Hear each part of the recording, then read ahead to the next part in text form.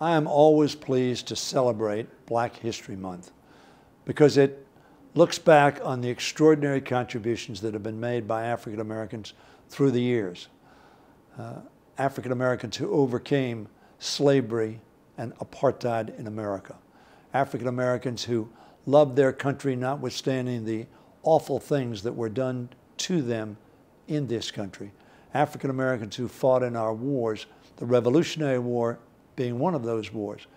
African Americans who have made an extraordinary contribution to making America what it is today.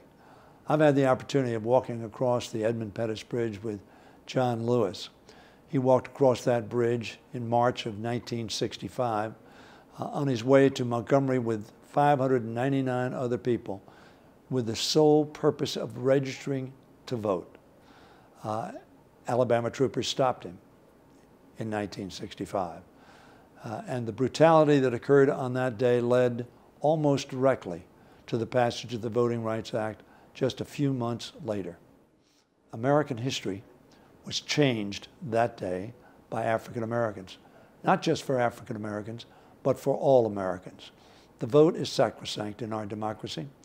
We now have in the Congress of the United States a bill called the Voting Rights Act Amendments Bill, which seeks to ensure that the Supreme Court case that was just recently handed down does not undermine Americans' right to vote, to register, and to be counted.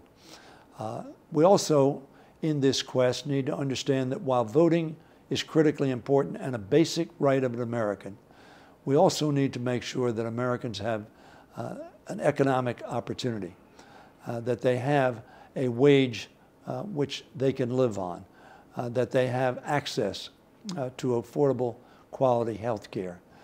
We need to make sure that immigrants who have always made an extraordinary contribution to this country will continue to have access to coming into this country and to being full parts of our economy.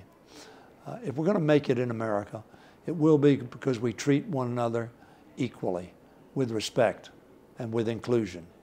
I am so pleased to celebrate Black History Month this February 2014, as I have for the last 33 years with a Black History Breakfast that I have celebrated with African American leaders in Prince George's County and in the 5th Congressional District, the extraordinary contributions made by African Americans.